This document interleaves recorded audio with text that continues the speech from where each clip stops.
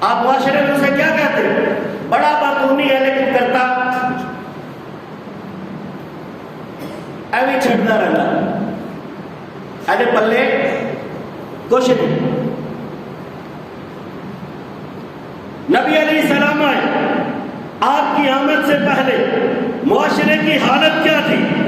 آپ کی آمد سے پہلے وہ جو خانہ خلیل ہے جسے حضرت خلیل اللہ نے بنایا، بنانے کے بعد رات کے سناٹوں میں ابراہیم خلیل اللہ بیٹھ کر دعا کرتے ہیں، اے اللہ اس گھر کو آباد کر دے، اے اللہ تعمیر میں نے کی ہے آباد تو کر دے، دعائیں مانگتے ہیں رات کے سناٹوں میں، رات کی تاریکیوں میں دعا مانگتے ہیں۔ اسی خانہ خلیل پر آج رب واحد کی عبادت نہیں ہے، 360 بت رکھتے ہیں، 4 دیواریں ہیں، 360 بت ہیں۔ ذرا غور کیجئے، ایک ایک کعبۃ اللہ کی دیوار کے ساتھ 90 بت لٹکے ہوئے ہیں، اور لوگ وہاں پہ ان بتوں کی عبادت کر رہے ہیں، پوجا کر رہے ہیں، پرستش کر رہے ہیں۔ ذرا سوچئے تو صحیح، وہ بت آتے کہاں سے تھے؟ ان کو بناتا کون تھا؟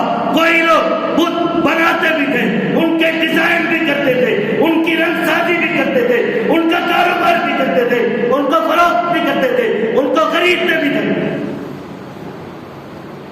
ان بتوں کی بولیاں بھی وہ خود ہی لگایا کرتے، بنانے والا بنا کے ماڈل بنا کے تیار کر کے سامنے رکھ کر نمائش کرتا ہے، خریدنے والا آ کر کہتا ہے بتاؤ کتنے کا، تو یہ کہتا ہے یہ 10 روپے کا، یہ 10 روپے کا، یہ 20 روپے کا، یہ 50 کا، یہ 100 کا، یہ وہی تھے، یہ مٹی کا، یہ لوہے کا، یہ پیتل کا، یہ پتھر کا۔ کس کو کہہ رہا ہے؟ جس کی عبادت کرتا، جس کو پوجتا، جس کی پرستش کرتا، کیا کہتا ہے؟ بولی لگاتا، 10 کا، 20 کا، 50 کا، 100 کا، لوہے کا، لکڑی کا، پیتل کا، پتھر کا، مٹی کا، بولیاں بھی خود لگا رہا ہے، صفات بھی خود کر رہا ہے، اور پھر پرستش بھی آتا ہے تو کہتا ہے یہ محبت کا، یہ بارش کا، یہ خشکی کا، یہ دھوپ کا، یہ دھوپ کے بغیر کا، یہ رزق کا، یہ رزق چھیننے کا، یہ صحت کا، یہ بیماری کا، یہ موت کا، یہ زندگی کا، یہ مصیبتیں اتارنے والا، یہ لینے والا۔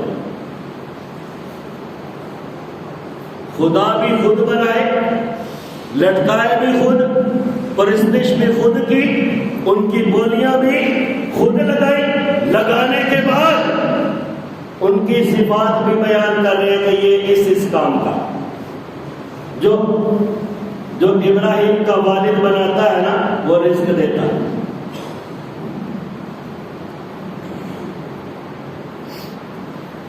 جو ابو لہب کا نوکر بناتا ہے وہ جان نکالتا ہے۔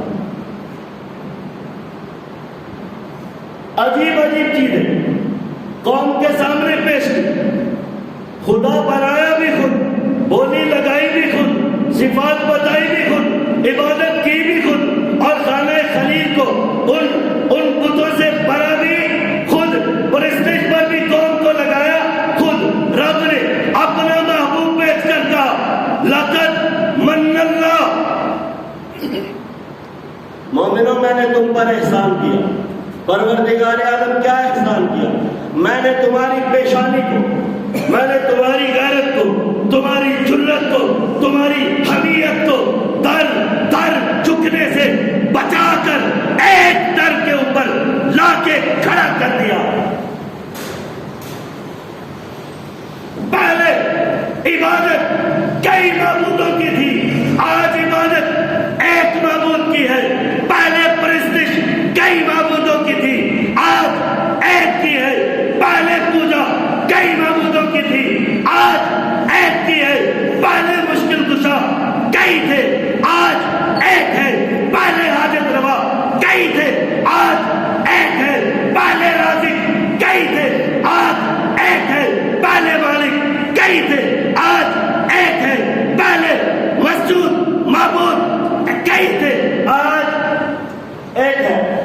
ہمیں محمد عربی صلی اللہ علیہ وسلم نے کیا سکھایا؟ عبادت کے لائق ایک خدا ہمارا خدا، سجدے کے لائق ایک خدا ہمارا خدا، پرستش کے لائق ایک خدا ہمارا خدا. ہمیں بتایا گیا، ہمیں سمجھایا گیا، مشکل کشا ایک خدا ہمارا خدا، حاجت روا ایک خدا ہمارا خدا، رازق و مالک ایک خدا ہمارا خدا. ذرا غور کیجیے، دل پہ ہاتھ رکھ کے ذرا سوچیے، مخلوق کئی ہے، خالق ہے، مخلوق ہے کئی ہے، خالق ہے ایک ہے، مرزوق کئی ہے، رازق ہے ایک ہے، مملوک کئی ہے، مالک ایک ہے، طالب کئی ہے، مطلوب ایک ہے، قاصد اور سوالی کئی ہے، مقصود ایک ہے، حاجت رو حاجت مند بے شمار ہے، حاجتوں سے پاک ذات، حاجتوں کو پورا کرنے والی ذات ایک ہے، محتاج کئی ہے، محتاجی سے پاک ذات، محتاجی کو پورا کرنے والی، دور کرنے والی ایک ذات ہے، اور وہ میرا اور آپ کا خدا ہے. پھر ہم جب کہتے ہیں الہ ایک ہے، الہ ایک ہے، معبود ایک ہے، خالق ایک ہے، مالک ایک ہے، رازق ایک ہے، مشکل کشا ایک ہے، حاجت روا ایک ہے، منگتے اور سالی سارے ہیں داتا.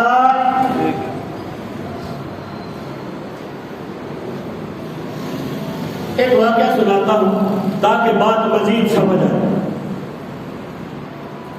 نبی علیہ السلام کا نواسا اور حاتم طائی کا نواسا ایک جگہ پہ جمع ہو.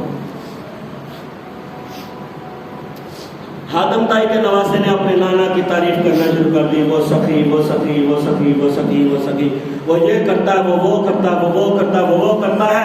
اس نے اپنے محل میں 8 دروازے رکھے.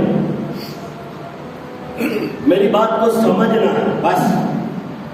اس نے اپنے محل میں 8 دروازے رکھے ہیں، اور 8 کے 8 دروازے سائلوں کے لیے. اگر یہ بند ہو جائے تو ادھر سے آ جاؤ، اگر یہ بند ہو جائے تو ادھر سے آ جاؤ، یہ بند ہو جائے تو ادھر سے آ جاؤ، یہ بند ہو جائے تو ادھر سے آ جاؤ. میرے نانا کا سخی پن چلتا رہے. حسین نے کہا اور کہا بس. حسین نے کہا اور تو کہا بس. حضرت حسین کہتے ہیں تیرا نانا تو ایسا سخی ہے جس کا در بند ہوتا. تیرا نانا تو ایسا سخی ہے کہ جس کا در کبھی بند ہوتا ہے. میرے نانا نے ایسے در پہ لا کے ہمیں کھڑا کیا ہے کہ وہ کہتا ہے صحت میں آؤ تب بھی، بیماری میں آؤ تب بھی، رزق کی تنگی ہے تب بھی، خوشحالی میں آؤ تب بھی، مرض ہے تب بھی، کچھ لینا چاہتے ہو تب بھی، شکرانہ ادا کرنا چاہتے ہو تب بھی، جس حال میں آنا چاہتے ہو تب بھی آؤ تو صحیح. صبح آؤ، شام آؤ، دوپہر آؤ، دھوپ میں آؤ، بارش میں آؤ، گرمی میں آؤ، سردی میں آؤ. ایسا دروازہ میرے نانا نے امت کو دیا ہے جو کبھی بند ہے. میرے نانا نے امت کو ایسا دروازہ دیا ہے جو کبھی بند ہے. کیسے مانوں ان لوگوں کو جو سال بھر دروازہ بند رکھتے ہیں اور ایک دن کھول کر کہتے ہیں یہ جنت ہے.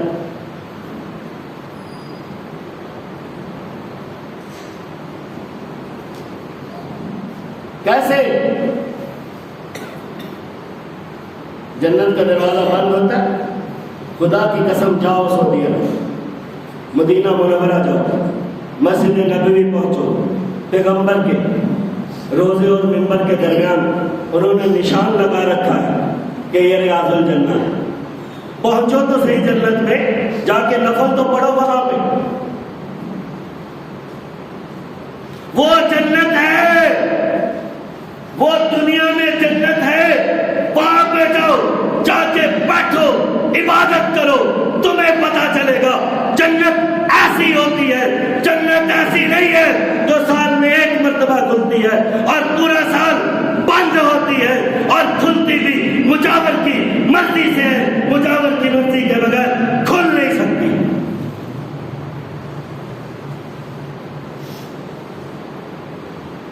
حضور آئے ہماری پیشانی کو در در جھکنے سے بچا لیا، در در کی ٹھوکروں سے بچا لیا اور کہا میرے رب کے سامنے جھک جا۔ ہم نے کہا اے نبی محترم، اے نبی معظم، اے دل و جان سے عزیز پیغمبر، اے ہماری روحوں کے مالک پیغمبر، ہم تو وہ لوگ ہیں جو آپ کے اشارے پہ تک مرنے والے ہیں۔ آپ نے کہہ دیا دنیا جہان کے معبودوں کو ہم نے چھوڑ دیا، اور جس معبود کے پیچھے آپ نے چلایا اس کے پیچھے چل گئے، جس معبود کے پیچھے آپ نے چلایا ہم اس کے پیچھے چل گئے، ہم نے سب کچھ چھوڑ دیا۔ یہ اگر اتنا بڑا مشکل کشا تھا، یہ اگر اتنا بڑا حاجت روا تھا، یہ اگر اتنا بڑا داتا تھا، تو سال بھر کے لیے اس نے اپنے دروازے کو بند کیوں رکھا اور ایک دن کے لیے اس کو کھولا؟ کیا سال بھر کے لیے لوگوں کی کوئی حاجتیں نہیں تھی، لوگوں کی کوئی مشکلیں نہیں تھی، کوئی پریشانیاں نہیں تھی؟ لقد من اللہ علی المؤمنین، اللہ فرماتے ہیں مومنوں میں نے تم پہ سب سے بڑا احسان کیا۔ اللہ کیا احسان کیا؟ جاؤ عرب کی سرزمین پہ جاؤ، جا کر دیکھو کون لوگ ہیں میرے نبی کی آمد سے پہلے وہ جانور کو کھڑا دیکھتے، اسے پسند آتا، اس کے جسم کا جو حصہ چاہتے بغیر ذبح کیے کاٹ لیتے، وہ جانور تڑپتا رہتا، اچھلتا رہتا، یہ اس کو تڑپتے اچھلتے دیکھ کر خوش ہوتے تھے۔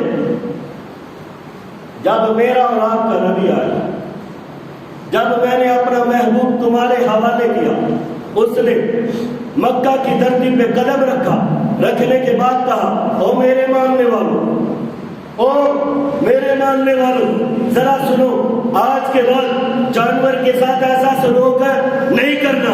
اگر تمہیں جانور کا جسم کا کوئی حصہ پسند آ جائے، پھر تم نے چھری کو تیز کرنا ہے، وہ رکنے والی نہ ہو، وہ دندوں والی نہ ہو، بلکہ بالکل تیز ہو، تیز ہو، وہ کاٹتے ہوئے رکے نہیں۔ پھر تم جانور کے پاس آؤ، جانور کو بائیں کروٹ پر قبلہ رخ لٹا کر بسم اللہ اللہ اکبر پڑھتے ہوئے اس کی گردن پہ چھری چلاؤ، جب وہ ٹھنڈا ہو جائے پھر اس کے جسم کا جو حصہ تمہیں پسند ہو وہ کھاؤ۔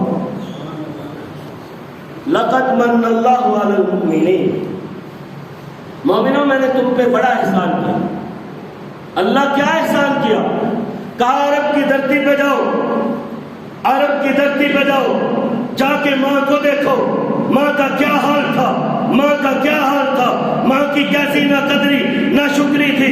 عرب والوں نے ماں کے ساتھ کیا حال کیا، جب باپ مر گیا تو پھر بیٹوں نے باپ کی جائیداد کو تقسیم کیا، مال تقسیم کر لیا، زمین تقسیم کر لی، جائیداد تقسیم کر لی۔ جب ماں کی باری آئی، بیٹا بول کر کہتا ہے ماں تو بھی میرے باپ کی وراثت ہے، تو بھی ہمارے درمیان تقسیم ہو، تو بھی ہمارے درمیان تقسیم ہوگی۔ ماں بول کر کہتی ہے شرم کر، میں تیری ماں ہوں۔ وہ کہتا ہے ماں ہے، اس بات کا انکار نہیں ہے، لیکن تو میرے باپ کی جائیداد ہے اور جائیداد پہ تجھے تقسیم ہونا پڑے گا۔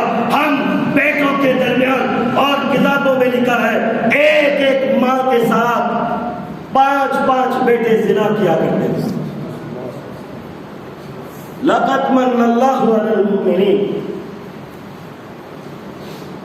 میرے اللہ نے میرے اولاد کے محبوب کو دنیا میں بھیجا، بھیجنے کے بعد میرے محبوب اپنے یاروں کی محفل میں بے تکلف بیٹھے ہیں کہ ایک عورت آتی ہے، اس کے پراگندہ بال ہیں، پریشان حال ہے، اور اس کی حالت میں کوئی آلہ نہیں ہے، پھٹے پرانے کپڑے پہنے میرے نبی کی محفل میں آ گئے۔ میرے نبی نے دیکھا، اٹھ کھڑے ہوئے، میرے نبی نے رحمت کی کملی اتار کر زمین پہ بچھا بچھانے کے بعد اس عورت کو کہا یہاں پہ آ کے بیٹھ جا. جب وہ بیٹھ گئی میرے اور آپ کے نبی نے اس کے پاؤں دبائے. پاؤں دبانے کے بعد دودھ پیش کیا, شربت پیش کیا. جب وہ جانے لگی پاک پیغمبر اٹھے اور دروازے تک رخصت کرنے کے لیے ساتھ گئے. صحابہ نے یہ منظر دیکھا, صحابہ نے یہ منظر دیکھا, پوچھا یا رسول اللہ صلی اللہ علیہ وسلم یہ عورت کون ہے؟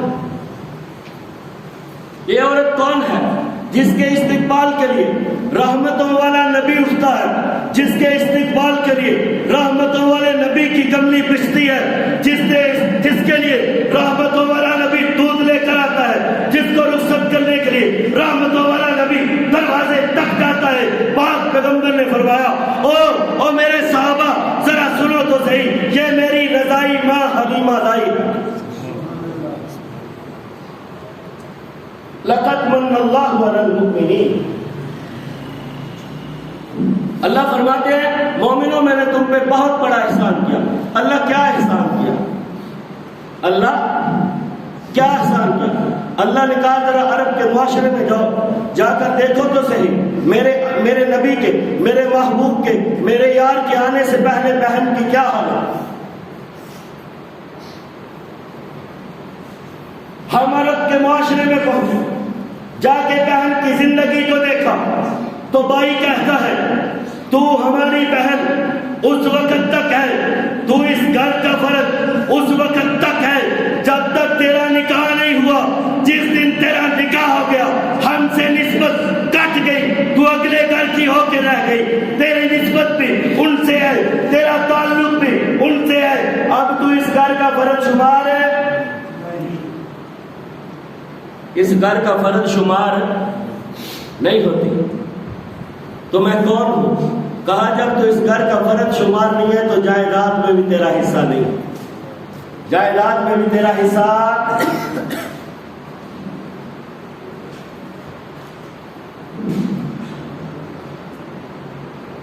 جائیداد سے بہنوں کو محروم کر, ان سے رشتہ اور ناتا محض شادی کی نسبت سے توڑ ڈالا.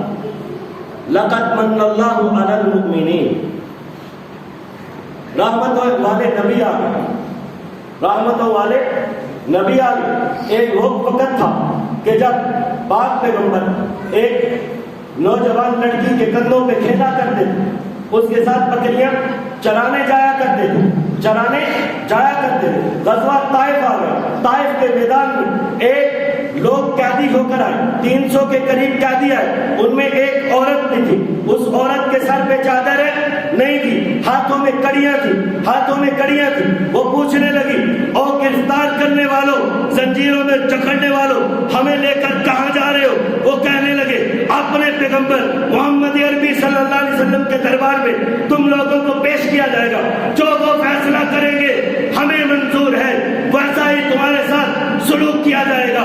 وہ مسکرا کر کہنے لگی تم محمد کے پاس ہمیں لے کر جاؤ گے, جاؤ جا کر اسے پیغام دو کہ ایک عورت آ رہی ہے جس کا نام شیما ہے, وہ آپ کو اپنی بڑی بہن کہتی ہے, آپ سے ملاقات کرنا چاہتی ہے. صحابی بھاگتا گیا پیغمبر کے پاس, یا رسول اللہ قیدیوں میں ایک بڑی بہادر اور عجیب عورت ہے, وہ آپ کو اپنی بہن کہتی ہے, اس کے سر پہ دوپٹہ نہیں ہے, ہاتھوں میں ہتھ کڑیاں ہیں اور وہ آپ سے ملاقات چاہتی ہے. صحابی نے پیغام دیا, نبی علیہ السلام لیٹے ہوئے اتنی جلدی سے اٹھ کر بیٹھے کہ رحمت والی کملی کندھوں سے زمین پہ گر گئی. رحمت والی کملی کندھوں سے زمین پر گر گئی اور نبی علیہ السلام نے فرمایا او میرے صحابی, یہ رحمت والی کملی لے جاؤ, رحمت والی چادر لے جاؤ, جا کر میری بہن کے سر پہ ڈال دو, اور ڈالنے کے بعد اس کے ہاتھوں کی ہتھکڑیاں کھول دو. کھولنے کے بعد اس کے ساتھ جو 300 قیدی طائف سے گرفتار ہو کر آئے ہیں ان سب کو بھی آزاد کر دو. آج میں نے اپنی بہن کی آزادی کے بدلے میں سارے قیدیوں کو آزاد کر دیا. جب وہ پاک پیغمبر کے دربار میں پہنچا پہنچائی گئی، نبی علیہ السلام کے سامنے آئی، آپ کے سامنے دوزانہ ہو کر بیٹھ گئی، پاک پیغمبر ان کے سامنے بیٹھ گئے۔ نبی علیہ السلام نے فرمایا یہ میری بڑی بہن ہے۔ حضور نے کیا فرمایا؟ یہ میری بڑی بہن ہے۔ پھر حضور نے شیما سے کہا شیما ذرا میرے صحابہ کو میرے بچپن کے واقعات سنو۔ شیما بول کر کہتی ہے مجھے آج بھی وہ پتھر یاد ہے جو نبی علیہ السلام کو دیکھ کر بولا کرتا، آج بھی میں ان درختوں کو پہچانتی ہوں جن کی ٹہنیاں پاک پیغمبر کے اوپر جھک کر سلام کرتی تھی۔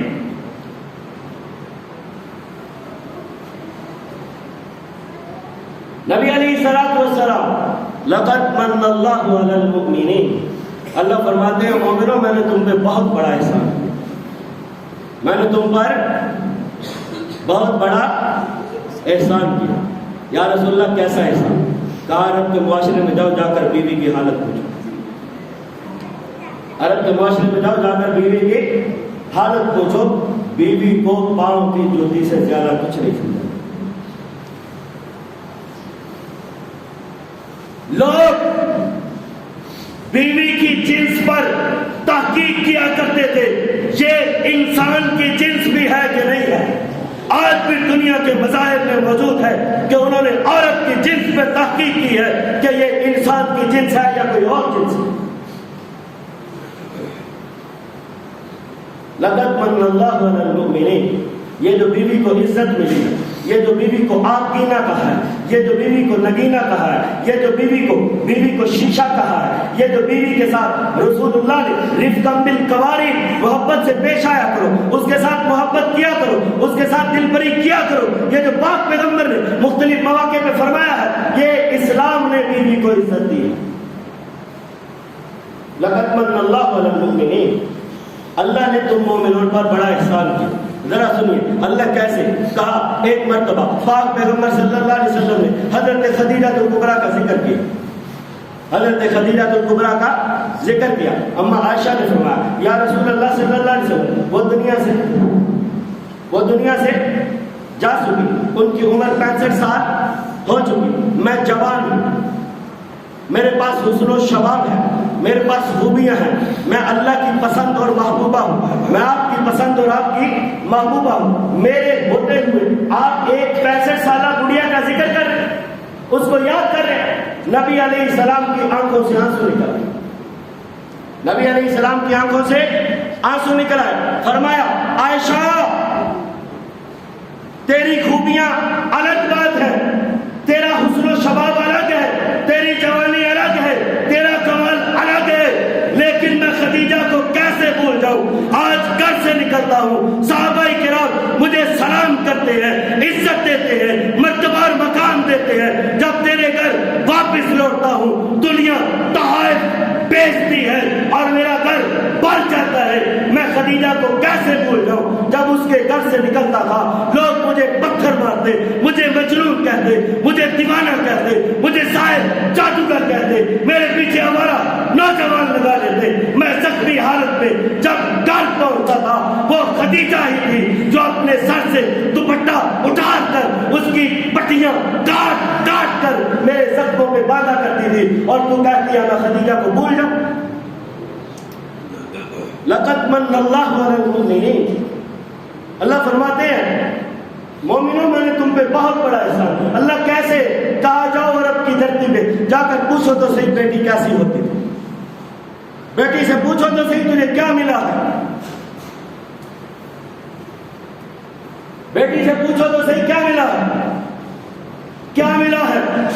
وہاں جس نہج پر، جس سوچ پر، جس نظریے پر، جس قوم پر وہاں کی آبادی موجود تھی وہاں پہنچی، کیا ملا؟ کہا جب بیٹی گود میں آنکھ کھولتی، کھولنے کے بعد باپ سب سے پہلے اعلان کرتا یہ نحوست، یہ منحوس میرے گھر میں ہی جنم لینی تھی۔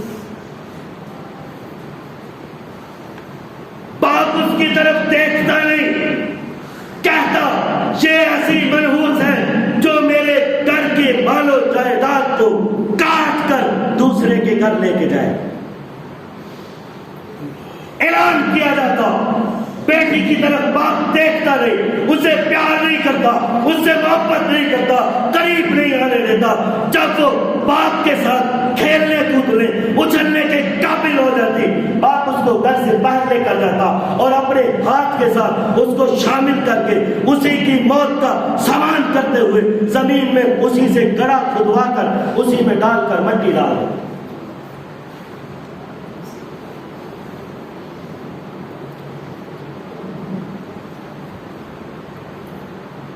اس لیے یہ ہم چودھریوں کی جائیداد کو تقسیم کر کے وراثت میں حصہ لے کر دوسروں کے گھر لے گئے، بیٹی کو زندہ درگور کر دیا، منحوس سمجھا جاتا۔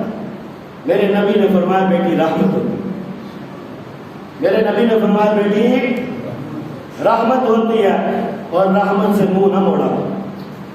آج تم نے دیکھا، آج ذرا سوچو تو صحیح، وہ آپ کی آمد سے پہلے کے سوچ، آپ کی آمد سے پہلے کے نظریے، آپ کی آمد سے پہلے کے عقیدے کے حامل لوگ آج اپنی جوان بیٹیوں کو برہنہ کر کے سڑکوں پہ باہر نکالتے ہیں۔ جب باہر نکالتے ہیں وہ کیا آواز لگاتی ہیں؟ میرا جسم میری مرضی، میرا جسم میری مرضی۔ وہ آواز لگاتی ہیں شاہکار کی پارک کے اندر لاکھوں روپے خرچ کر کے اپنی عزت کو نیلام کرنے کے لیے، تار تار کرنے کے لیے وہ نوجوانوں کو بلا رہی ہیں، دعوت دے رہی ہیں، کیسے جیسے زلیخا نے یوسف علیہ السلام سے کہا تھا، ہے طرف آؤ تو صحیح میری طرف، میری عزت کو اچھالو، مجھے روک دو، مجھے تار تار کرو، کیوں؟ میرا نام ہوگا،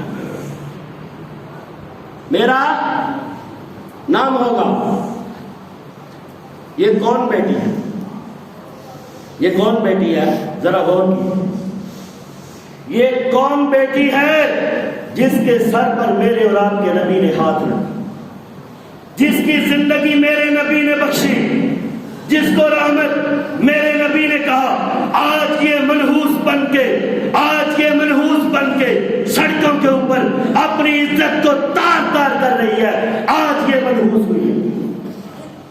اور اگر آج بھی یہ نبی رحمت کے سایہ شفقت میں آ کر اپنی عزت کو بچا کر رحمت کا ثبوت دیتے ہوئے اپنے سر کو ڈھانپ کر اپنے باپ کی عزت کا تاج بن کر زندگی گزارتی ہے، تو یہ آج بھی رحمت ہے، گھر کے لیے بھی، اپنی ذات کے لیے بھی، اپنے معاشرے کے لیے بھی۔ اللہ پاک ہمیں سمجھنے کی، عمل کرنے کی توفیق نصیب فرمائے۔